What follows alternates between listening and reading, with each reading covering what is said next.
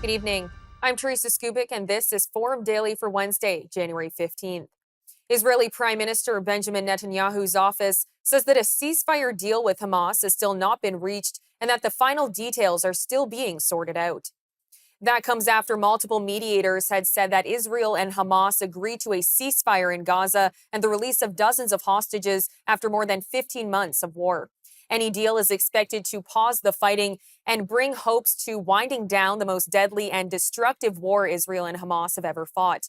Earlier, we sat down with Daniel Rubenstein, Israeli citizen spokesperson and former advisor to Benjamin Netanyahu, who discussed the potential implications of a ceasefire. Yes, emotions are running very high in Israel right now. This war, when it started with the Hamas invasion on October 7th, the killing of 1,200 people and the taking of hostages, the Israeli government had two goals in this war. The first was the dismantlement of Hamas's military and government capabilities, and the second was the safe return of every hostage that Hamas took on October 7th. Now, the challenge is that Hamas took hostages for a reason.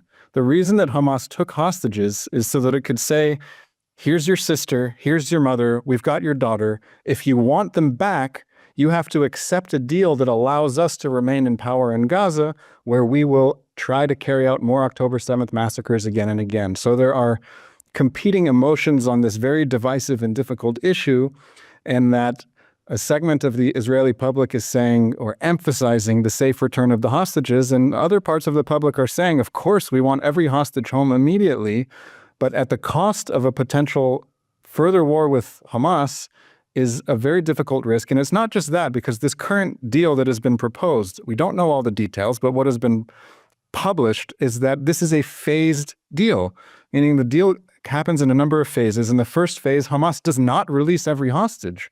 Hamas releases 33 hostages in phase one, and Israel releases, I think, something like 1,000 people from Israeli prisons who have tried to harm Israelis.